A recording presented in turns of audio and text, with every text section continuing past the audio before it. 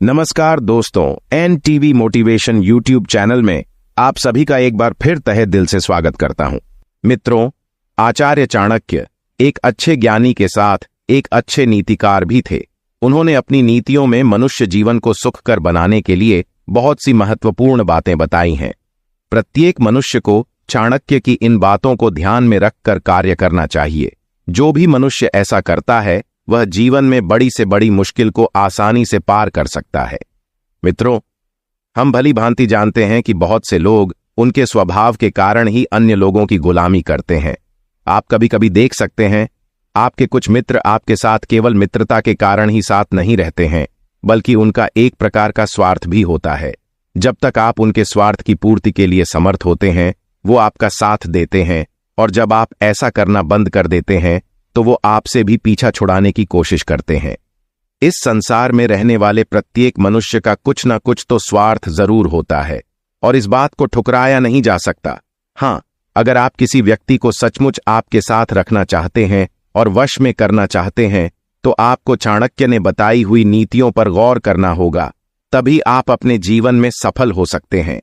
आज मैं आपको आचार्य चाणक्य ने बताई हुई ऐसी ही वशीकरण की कुछ नीतियां बताने जा रहा हूं, जिससे आप किसी को भी बड़ी आसानी से वश में कर सकते हैं और उनसे अपना काम निकलवा सकते हैं।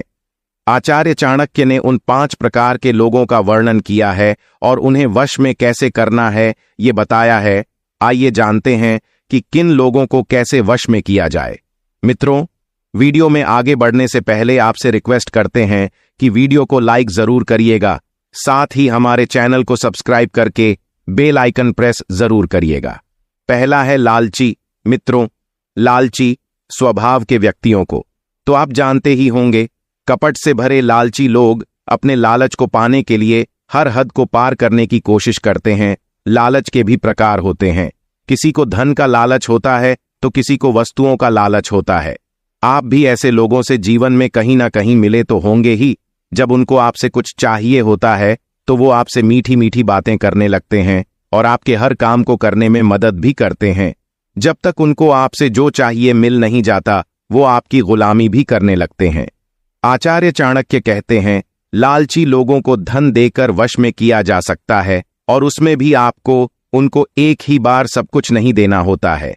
लालची व्यक्ति को थोड़ा थोड़ा करके देकर उसे वश में किया जा सकता है, क्योंकि लालची को अगर आपसे एक ही बार में सब कुछ मिल जाएगा तो बाद में वो आपकी तरफ देखेगा भी नहीं और ना आपकी बात कभी मानेगा। दूसरा है अहंकारी। मित्रों, आचार्य चाणक्य ने अहंकारी लोगों को भी वश में करने का तरीका बताया है। अहंकारी तो अहंकारी होता है, उसे उसके पास जो कुछ भी होता है उस पर उसे अहंकार होता है। ऐसे लोगों का अहंकार तोड़ने पर वो आपके कुछ काम के नहीं रह जाएंगे। वो आपको ही दुश्मन मानने लगेंगे और फिर आपके लिए मुश्किल बन सकते हैं। इसलिए ऐसा नहीं करना चाहिए।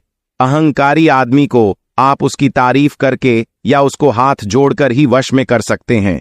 अहंकारी मनुष्य हमेशा स्वयं की तारीफ का भूखा होता है।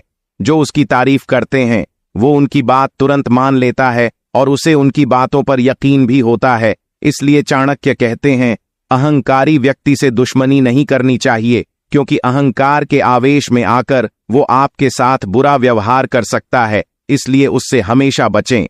तीसरा है मूर्ख। मित्रों, मूर्ख व्यक्ति उसे कहते हैं जिसे न समाज का ज्ञान होता है न स्वयं के हितों का ज्ञान होता है। वो बिना विचार करे ही कुछ भी बोलने लगता है और ना समझ की तरह किसी के भी विषय में अभद्र टिप्पणी करने लगता है।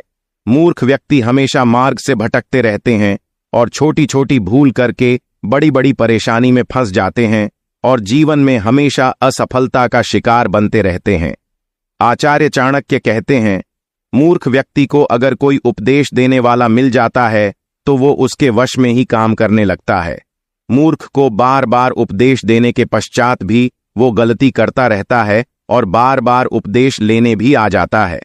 ऐसे समय में जो उसके हित की बात करके उसे कठोर भाषा में उपदेश देता है, वो उसके वश में हो जाता है और उस उपदेश देने वाले की बातों को मानने लगता है।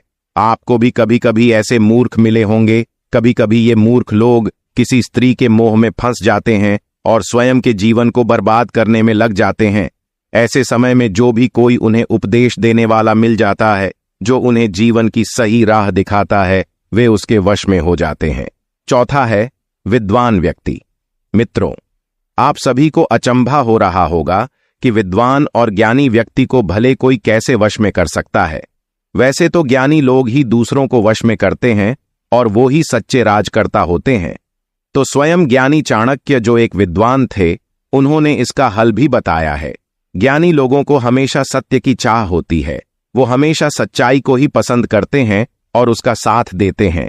तो विद्वान लोगों को अगर वश में करना है, आपको उनसे हमेशा सत्य ही बोलना होगा। जैसे आप कोई अखबार पढ़ते हैं, अगर वो अखबार हमेशा झूठी खबरें छापने लगता है तो उसे समझदार लोग पढ़ना बंद कर देते हैं। लेकिन अगर कोई अखबार हमेशा सत्य खबरें पुष्टि के साथ बताता तो ज्ञानी लोग ऐसे अखबार पर आंख मूंद करके भरोसा करने लगते हैं।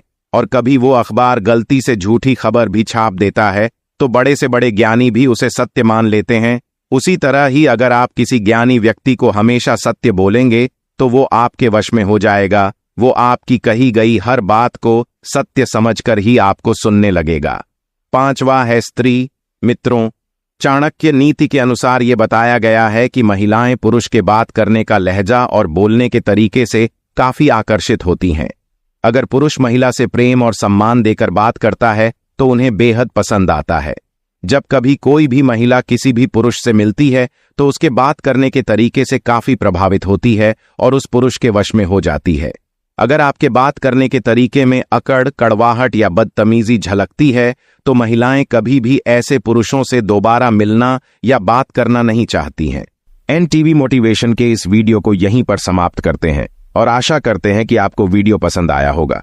वीडियो पसंद आया है तो वीडियो को लाइक जरूर करें और इसी प्रकार के वीडियोस देखने के लिए हमारे चैनल को सब्सक्राइब करके बेल आइकन जरूर दबाएं। दोस्तों, मिलते हैं एक इसी प्रकार के अगले वीडियो में। तब तक के लिए गुड बाय।